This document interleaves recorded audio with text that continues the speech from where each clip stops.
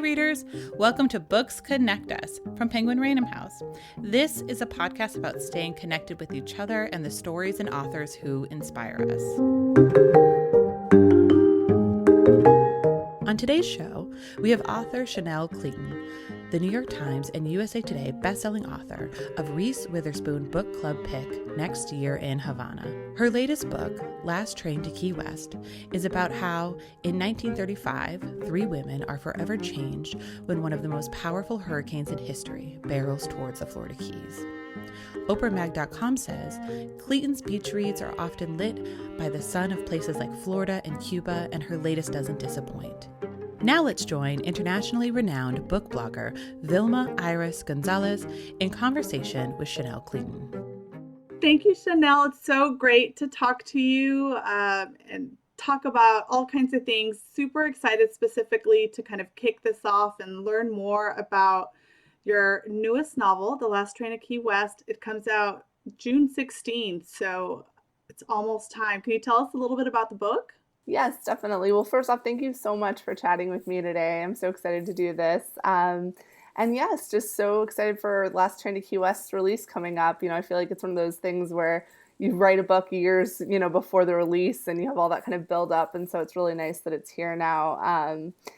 This book is a little bit of a departure for me from my first two historical fictions because I'm kind of going back in time a little bit. So this one's set in 1935. It's set in the Florida Keys. And it's set during the Labor Day hurricane, which is one of the deadliest and most powerful storms to hit the United States. And basically there are three heroines whose lives kind of intersect during this period. One of them is a native of Key West, and she's in an abusive marriage and really kind of looking for a way out. And she's a waitress at a cafe, and when she's down there, she runs into two of the other heroines. One is related to my Perez family. So readers of my first two historical fiction will recognize Mirta Perez is the heroine in this one, and she's the aunt of two of the heroines in my first two books. And so she's in the Keys on her honeymoon from Havana, and she's kind of married to a mysterious man. It's very much an arranged marriage, and sort of wondering what she got herself into. And then the third heroine is coming down on Henry Flagler's infamous overseas railroad. And so she's coming from New York to Key West, and she's searching for someone. And really these three women are in very much kind of a pivotal point in their lives where they're all sort of looking to define themselves in a society that is often very unforgiving toward women. There's the Great Depression going on, and so it's a very, very difficult time in our history, as well as Cuban history. There had just been a revolution in Cuba, and so they're all at this kind of pivotal moment, and their lives come together with the storm bearing down on them and lots of surprising and kind of dangerous ways.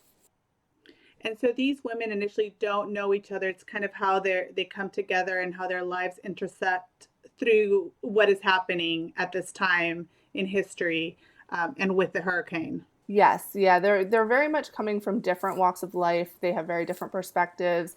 And I loved being able to kind of flesh out the similarities and the differences between them and how they each would kind of handle this impending natural disaster and also just their own struggles in their personal lives that they're going through. I'm not super familiar with that particular hurricane, although growing up in the coast, you hurricanes tend to be kind of the talk. Remember the hurricane of X year or that year? But can you tell us a little bit about, the history or what happened during this hurricane? So this hurricane's interesting because kind of what you said where you're not familiar with it, even though you grew up in the coast, I had a similar experience. I'm originally from Florida, and it was a storm I had never heard of, honestly, and it's kind of surprising for how devastating it was to the region at the time. But it was actually a few years ago when Hurricane Irma was coming, and I just came across an article talking about some of the storms that had hit the United States, and that one was on it. And what really caught my attention was that there were quite a few World War I veterans who were down in the Keys working on the overseas highway that they were building to connect all of the islands. And they unfortunately were not evacuated properly. They didn't get the notice that they needed, and quite a few of them perished very, very tragically down there. And so that was really what caught my eye, the fact that, we talk about World War I, and that is kind of this great generation and honoring those veterans. And it was really very sobering for me to realize how many of them were basically abandoned by the government when they were down there.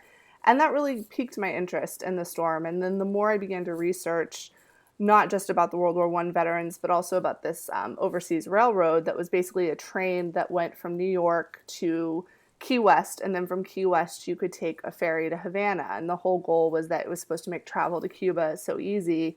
And it was just so interesting to me, being Cuban American, to think that back in the 30s you could just hop on a boat, so easily and be in Havana in a matter of hours. And so it really kind of, the cultural intersections and just the tensions of that time really spoke to me. That's fascinating. My next question, I think it's almost going to answer itself. When We Left Cuba has some suspense and espionage in there. I was going to ask you if you had elements of suspense in this novel, but it sounds like it's an absolute yes, just by definition. Yes. I would definitely say it's probably one of my more suspenseful books. And what was interesting about it is it's a really short time period. So it's really just over the weekend. And so you kind of, from the beginning, have this specter of what starts off as a storm warning and then becomes this storm. And it really caught everyone off guard. I mean, we didn't have the early warning systems that we have now. Obviously, social media didn't exist, and the technology just wasn't there to give people much of a warning. And so there were a lot of kind of back and forth. Is it going to hit us? Is it not? We should prepare. No, we don't need to. And so there's a lot of natural suspense from this event. And then at the same time, you have kind of the end of Prohibition. There was a lot of rum running and a lot of criminal industry down there in the Keys. So I bring that into the book a little bit. So you also have some organic suspense coming from the characters and their lives and some of the decisions that they've made. That's really interesting. It sounds like it's also an intersection of a lot of interesting things happening during this time in history, impacting what's happening in their stories. I'd love to learn more about your inspiration for your books, not only The Last Train to Key West, but the last two books that you've had, When We Left Cuba and Next Year in Havana. I know that they've been inspired in part by your family, I think your grandmother specifically. I'd love to hear you talk about your background and how you grew up. You mentioned you grew up in Florida, but I think your father is Cuban. Was it his side of the family that fled Havana in the 1960s, or how did that work? So as I said, yes, I'm Cuban American. My grandfather, grandmother, my father, and that whole side of the family came over from Cuba. My immediate family came in 1967, but kind of have had, people come at different times. And I was born in the U.S., but very much kind of grew up on my family's memories of Cuba and their love for their home. My grandparents lived with us growing up, and so it really was just kind of part of our daily life. I mean, I would come home from school to my grandparents playing Buena Vista Social Club. My grandmother cooked dinner almost every night. So it really just kind of was a thing where they created their version of Cuba in exile, basically at home. And it was really important to me to kind of honor that spirit. I think that as I get older, as the older generations kind of pass on, I really want to try to preserve that heritage and kind of honor all that they went through. I mean, they came to this country as refugees and basically started over and really, worked so hard to give me the life that I have now. And so with writing Next Year in Havana, I think it was just a chance to kind of explore my family history. My grandmother had passed away, and I was very, very close to her. And so I wanted to write about that relationship and how important it is. And I think a lot of people from my generation can relate to that. I get a lot of readers telling me how close they are to their grandmothers and how much they live on kind of those family stories. So I wanted to honor that and to kind of explore those relationships. And it's been really fascinating for me. I didn't initially, envision myself writing quite a few books on this topic, but I sort of fell in love with it. And now I'm loving kind of getting to explore different points in Cuban history. I'm going back in time a little bit. I've done a little more about the revolution. And so just really learning more about where I come from and what has influenced my family. It's really interesting what you say about the closeness of families. I think that's obviously it happens everywhere and with lots of different types of families, but I think that is also super common with Latin families generally. I grew up as well, very, very close to my grandmother, and all. In fact, she lived on a street where all of my family lived. So there was this sense of, the family is always together and you do everything together, and you have these really large families, and it's just kind of, it's the way it is. It's the way we grew up. It's the way, our moms and our grandmothers and their grandmothers grew up. So I think it's really kind of interesting to hear you talk about that.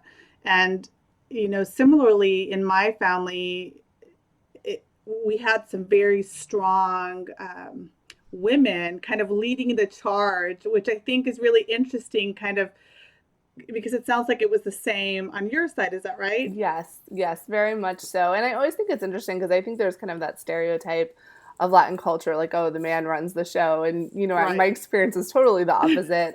Same. My grandmother didn't work. She stayed home, but it was her house. And, she Yes. kind of, if she wasn't happy, everyone knew it. And so, yes, I was definitely, raised with that kind of influence of these strong women that knew their own minds and didn't really put up with a lot and just kind of, lived life on their own terms.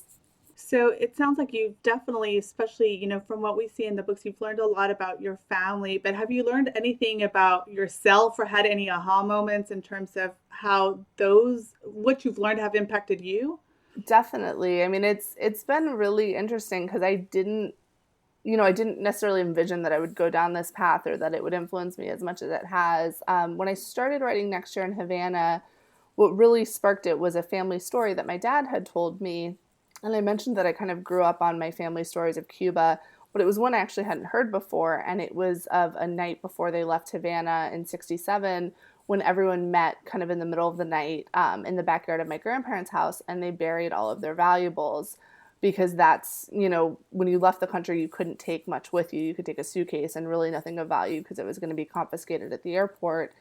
And as a writer, hearing that story, and for the first time to hear it as an adult woman, it just really made me think about what it must have been like for them in a completely new way. I mean, my family definitely talked about Cuba a lot, but it was very much the good times. They really missed their life there. They really loved their home, but they didn't talk to me about, the more difficult aspects. And I don't, I'm ashamed to say it, but I don't think I fully appreciated the level of sacrifice that they went through, or how much courage they really showed to go through the things that they did. So it was definitely very eye-opening for me. It gave me a greater appreciation of, where I come from, and also the importance of honoring and respecting this history and trying to preserve it and pass it on as much as I can. Because, I just don't think I really fully appreciated the depths of what they went through and how tumultuous that must have been. As a child, you can hear the stories, but I don't think you think about how you live your life and how difficult it would be to go through those kinds of things and to have so much turmoil in your life. So it definitely has made me very proud to be Cuban, and also just very proud of my family and wanting to honor them as much as I can. Do you think that aspect is misunderstood still by people in terms of what, Cubans did go through during this time, during the revolution, after the revolution, with the repercussions of all of that? I mean, is that something that you find is still not really understood unless you live through it? I definitely think so. And I think that can really be said about so many, different cultures and histories. I mean, unless you have a personal connection, I think there often is a distance. And that's why representation is so important. That's why, I think keeping these stories alive and sharing them is so important. I definitely got a lot of, people when I talked about working on the book asking me, why are Cubans so upset? I thought the revolution was good. I don't understand. And for its close proximity to the United States, and really how near the history is in terms of, it's only been 59 when the revolution happened, there definitely are a lot of gaps, I think, in people's awareness. And so I wouldn't say that was my primary reason for writing it, but it's definitely something that has come out in the book and the discussions that we've had. So I wanted to explore this area with you, but wanted to tell you a little bit about me and kind of how it gets to the question that I want to ask you. For me, my father was from Nicaragua, my mother from Mexico, which is where I grew up. Spanish was my first language. I was there until I was in Mexico till I was 10. I taught myself English when I was around 5 because my mother was sending me to, an American kindergarten school. So I became obsessed with language, and I read early because was fearful that I would be looked at as less than around, naturally English speaking kids. I live in Austin now, so I'm not as immersed in the culture as I was when I grew up or left high school.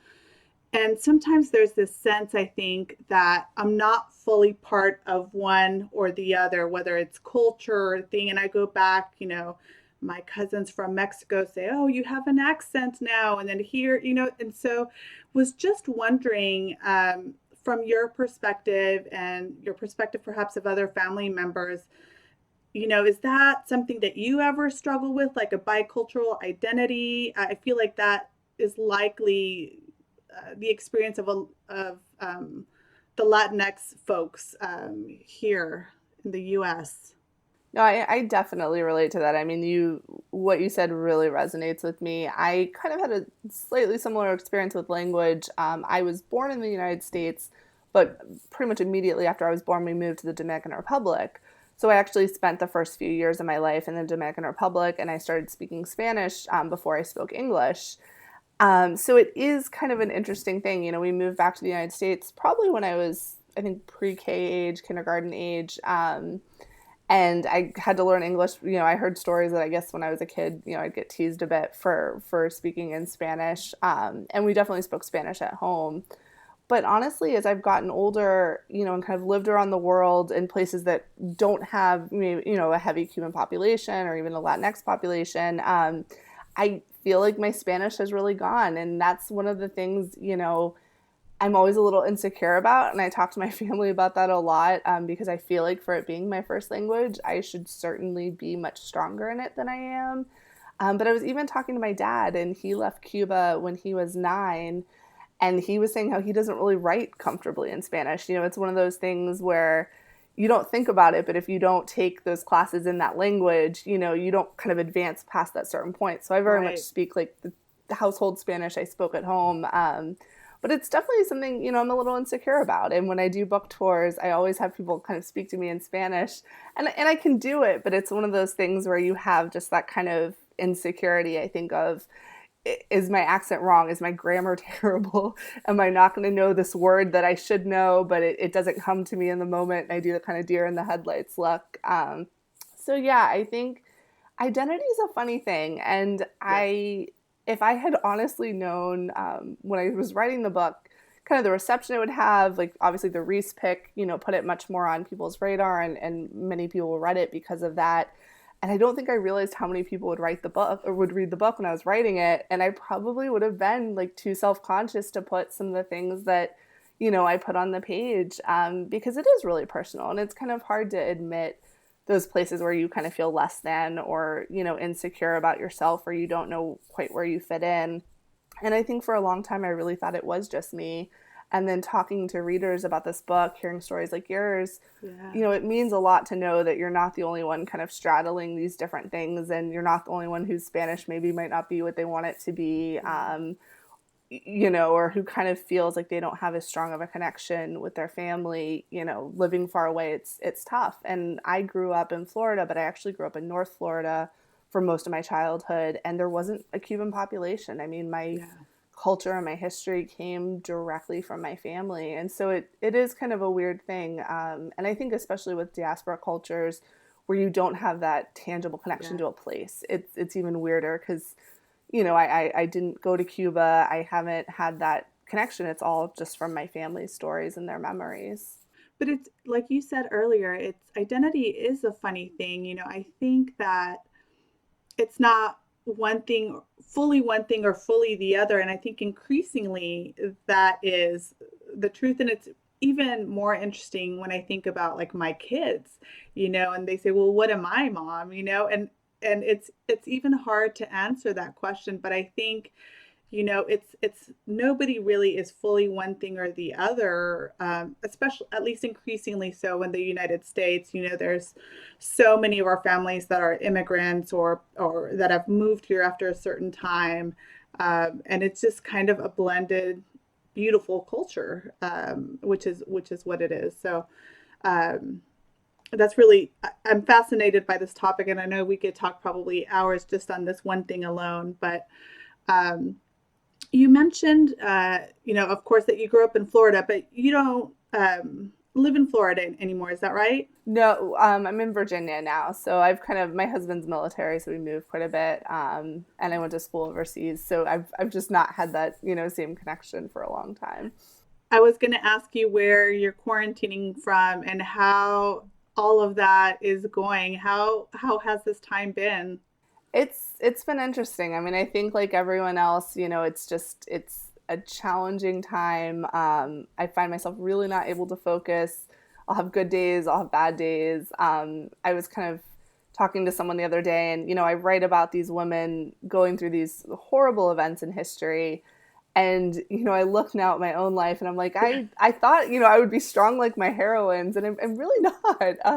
It gives me a greater appreciation for the things people have experienced in the past, because I'm certainly very fortunate, to be safe and healthy and in the position I'm in right now. But it is tough, and it definitely, I think, kind of messes with your head sometimes. Although it puts things in perspective, actually, what we're talking about, what people have endured, and that, all these trying times, and we're finding it so hard to just, stay home, or people are complaining about not being able to stay home. And, there's all those jokes and memes about like, gosh, we can't even, stay on our couch, in our comfortable couch. Now, that's not the case for everybody, for sure. But compared to what some people have gone through, and unfortunately what some people are going through that aren't as blessed and lucky, but it's definitely been a crazy time. You mentioned that you haven't been able to focus. I have found it really, really hard to focus, especially on actually like reading a physical book. I've been listening to a ton of Audible. Have you been reading? Have you been listening? Do you listen to Audible books? I need to do the What's that audiobooks been? more. I have friends that have been doing that, and they keep telling me that's the way to go, because I have had some trouble concentrating. I've read some really good books. I'm fortunate I get to read some ARCs before they're published. Yeah. And so I read Beach Read by Emily Henry. That was It's so amazing. Yes, great, isn't it? yes. I love her and loved her book. It was like the perfect, feel good book to kind of get me out of a funk. I was having a bad week, and I picked it up, and it was perfect. I read You Had Me at Ola by Alexis Daria, and that one's I haven't coming read out that this one. summer. It's amazing. It's when we talk about representation in fiction, and it was a heroine I just so related to, and it was so nice to kind of see that on the page. And then also another book that I really loved was The Cubans by Anthony De Palma. It's a nonfiction book. He's a reporter, and he just wrote this amazing book about these different families in Cuba and kind of how they're coping with the times that they're living in, and all of the changes that they face. So those three really kind of have gotten me through this time, but definitely reading a little bit less. I've been buying a lot of books because there's so many good book sales. So I definitely am buying, and I'm like, when there are better reading times ahead, my e-reader will be fully stocked. So Well, definitely recommend Audible too. I feel like I can be around the house, clean, go walking. I've been doing a lot of walking. And so yeah, that's been a lot of fun to kind of listen to some books. yeah, no, it's been good. I love that books can kind of take you away from whatever is going on, and so it's nice to have that escape for sure, I think. And definitely watching lots of shows too. Oh That's my gosh. that's been Do you feel helpful. like you've just finished? I feel like I finished Netflix, I finished Hulu, I finished, like, we don't know what to do anymore. I'm like, what do we do now? We talk? What do we do? Yeah, no, it's true. And it's hard. I don't know. I have a hard time finding shows that my husband and I can kind of watch together. Yeah. But we've been doing the binge, because I feel like at the end of the day it's just nice to kind of take your mind off things, and just kind of relax for a little bit. Well, before we go, speaking of shows, has there been any show that you guys have both loved or that you totally just binged and it surprised you it was so good? I'm trying to think of some of the ones we loved. Peaky Blinders is kind of always a favorite. That's a Love fun Peaky one. Blinders. Yeah, I definitely had that a little bit in the back of my mind when I was writing the Key West book, because there's a character who kind Yeah, of, there's a little bit of a criminal I element see there. So that. yeah, I was like, oh, that definitely came in mind. But that show is great. I love One Day at a Time is this amazing I show haven't watched that. about Cuban Americans. It's a reboot. I love that show. So yeah, stuff like that has really been keeping me going. Well, awesome. Thank you so much for taking the time to talk to me, and can't wait for your new book. to come out. Thank you so much. Thanks for chatting with me. This is wonderful. And now, here's an exclusive excerpt from the audiobook, courtesy of Penguin Random House Audio. I've imagined my husband's death 1,000 times. It starts, always, on the boat. There are waves and perhaps some wind, and then he's pitched over the edge into the sea, the water carrying him away on a strong tide, his head bobbing in the churn of turquoise and aqua, the vessel swaying to and fro in the middle of the ocean without another soul nearby to come to its aid.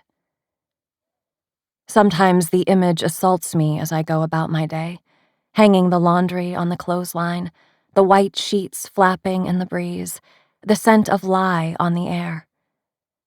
Sometimes I ease into it, my thoughts lulling me away as I daydream, when I'm frying the fish Tom catches when he goes out on the Helen, a vessel with whom I share two things in common, a name and the fact that our glory days have long since passed.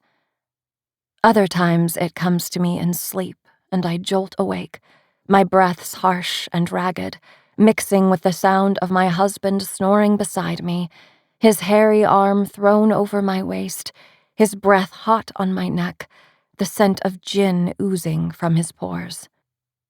This morning, it's the dream, and when I wake, no arm holds me down.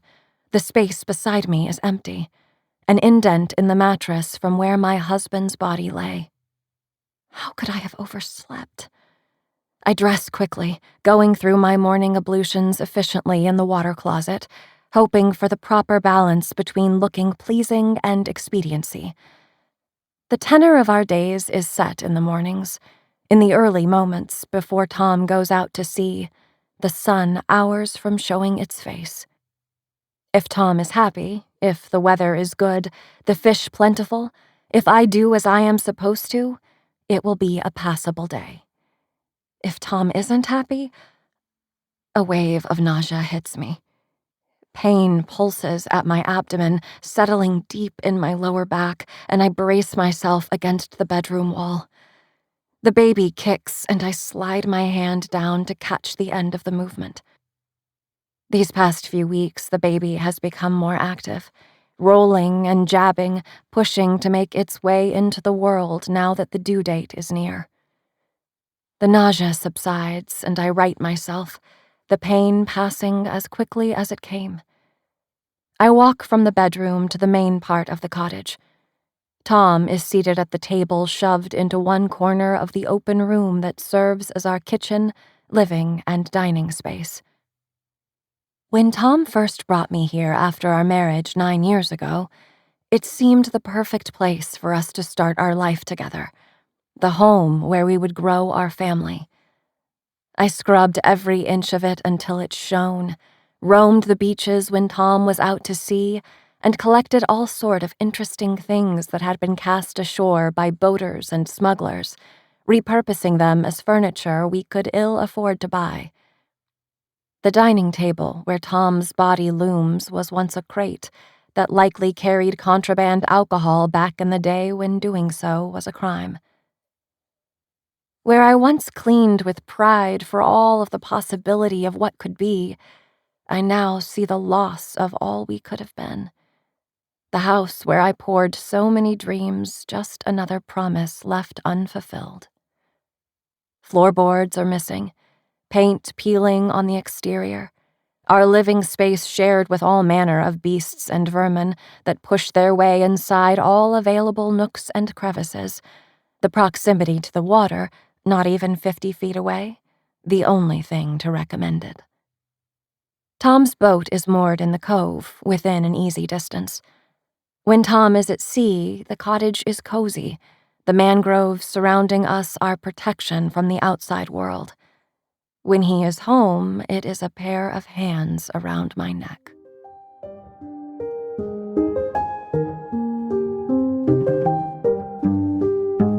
Thank you for listening to Books Connect Us. For more great book recommendations and information about your favorite authors, feel free to follow Penguin Random House on social media or visit penguinrandomhouse.com. And if you've enjoyed what you've heard, go ahead and leave us a review on Apple Podcasts, as it helps more listeners to find our show. This podcast is produced by Pat Stango and edited by Cleeton Gumbert. I've been Erin Leaf, and until next time, this has been Books Connect Us.